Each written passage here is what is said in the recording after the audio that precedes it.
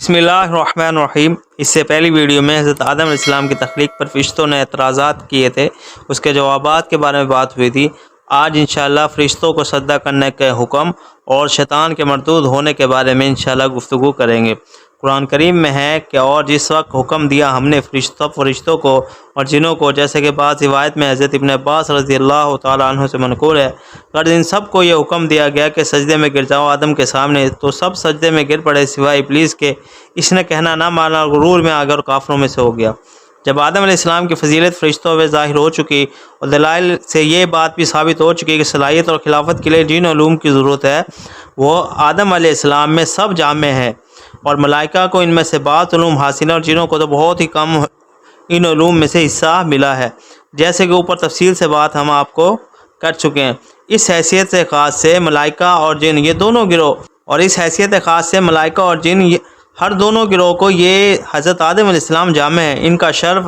ان دونوں گروہ پر ظاہر ہو گیا۔ اب حق تعالی شانہ کو منظور ہو کہ اس مقدمے کے معاملے کو بھی ظاہر فرما دیا جائے اور ملائکہ اور جنوں سے ان کی کوئی خاص تعظیم کرائی جائے، جس سے یہ بات ظاہر ہو جائے یہ دونوں سے کامل ہے۔ اور سجدہ آدم کا حکم اس وقت کی تمام ذوی العقول مخلوقات کے لیے عام تھا، جس میں فرشتے اور جنات سب داخل تھے، مگر حکم صرف فرشتوں کو ذکر کرنے پہ اکتفا کیا گیا کہ وہ سب سے افضل اور اشرف تھے، جب آدم علیہ السلام کی تعظیم کا حکم ان فرشتوں تک کو دے دیا گیا تو جنات تو بدرجہ اولیٰ اس حکم میں شامل ہو گیا، اور معلوم ہو گیا کہ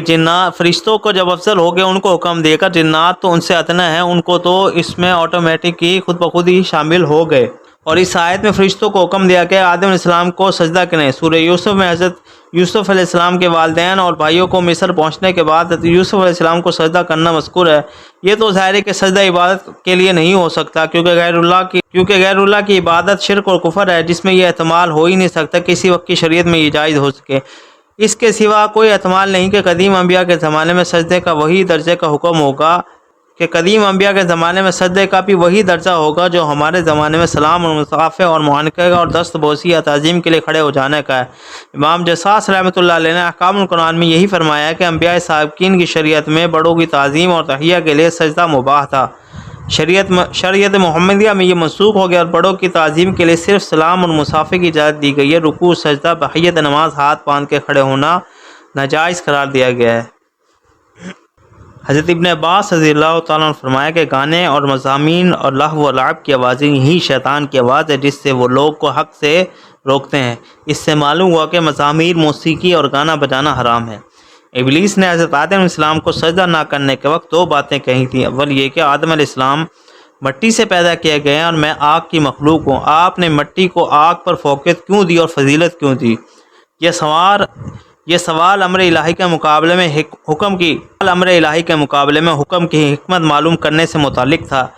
جس کا کسی معمور کو حق نہیں۔ اللہ جل شانہ کی طرف سے معمور کو تو طلب حکمت کا حق کیا ہوتا؟ دنیا میں ہم خود انسان اپنے نوکر کو اس کا حق نہیں دیتے کہ وہ مالک کسی کام کا کہے تو خادم کام کرنے کے بجائے آقا سے پوچھے آپ نے اس کام جو مجھے کہا اس کی کیا حکمت ہے؟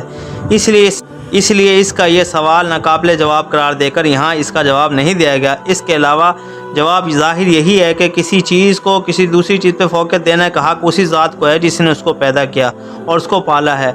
اور وہ جس وقت جس چیز کو دوسری چیز پہ فضیلت دے دے وہی افضل ہو جائے گی۔ بات یہ کہی دے اگر قیامت تک زندگی ملنے کی میری درخواست منظور کر لی گئی تو میں آدم کی ساری اولاد کو بجز قدر قلیل کے گمراہ کر ڈالوں گا۔ آیت مذکورہ میں حق تعالیٰ نے اس کا جواب دے کہ میرے خاص بندے جو مخلص ہیں اس پر تیرا قابو نہیں چلے گا، تو اپنا سارا لاؤ لشکر لیا، پورا زور خرچتے، باقی جو غیر مخلص ہیں اگر وہ تیرے قابو میں آ گئے تو ان کا بھی وہی حال ہوگا جو تیرا ہے، جہنم کے عذاب میں تم سب گرفتار ہوں گے۔ اس میں اجلب علیہم بخیلک ورجلک میں جو شیطانی لشکر اور سوار اور پیادوں کا ذکر ہے، اس سے یہ لازم نہیں آتا کہ واقعے میں بھی شیطان کے کچھ افراد سوار ہیں اور کچھ پیادے، بلکہ یہ محاورہ پورے لشکر اور پوری طاقت استعمال کرنے کے لیے بولا جاتا ہے۔ اگر واقعے میں ایسا ہوتا کہ کچھ شیطان سوار ہوتے کچھ پیادے ہوتے تو اس میں بھی کوئی وجہ انکار۔ ابن عباس رضی اللہ عنہ فرمایا کہ جتنے افراد بھی کفر و معصیت کی حمایت کے لیے لڑنے کو چلتے ہیں وہ سوار اور پیادے سب ہی شیطان کے سوار اور پیادہ لشکر ہے۔ رہا یہ معاملہ کہ شیطان کو یہ کیسے معلوم ہوا کہ وہ اولاد آدم کو بہکا کر گمراہ کرنے پر قادر ہو جائے گا، جس کی بنا پر اس نے دعویٰ کیا، تو ممکن ہے کہ انسان کے اجزاء کا ترکیبی کو دیکھ کر اس نے یہ سمجھ لیا ہو کہ اس کے اندر نفسانی خواہشات کا غلبہ ہوگا، اس لیے اس کو بہکایا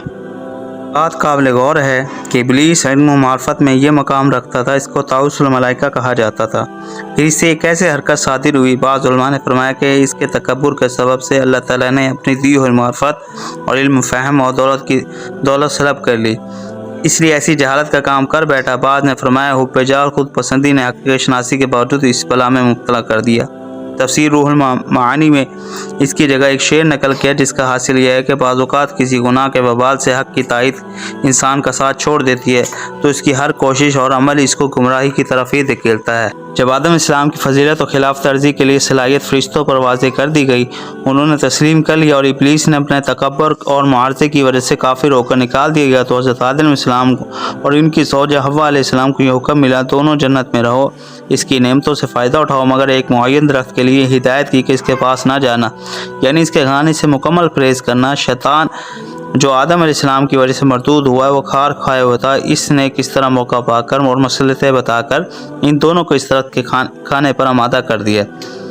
ان کی لغزش کی وجہ سے ان کو یہ حکم ملا تم زمین پر جا کر رہو، اور یہ بھی بتلا دے کہ زمین کی رہائش جنت کی طرح بے غل و غش نہ ہوگی، بلکہ وہاں آپس میں اختلافات اور دشمنیاں بھی ہوں گی جس سے زندگی کا لطف پورا نہ رہے گا۔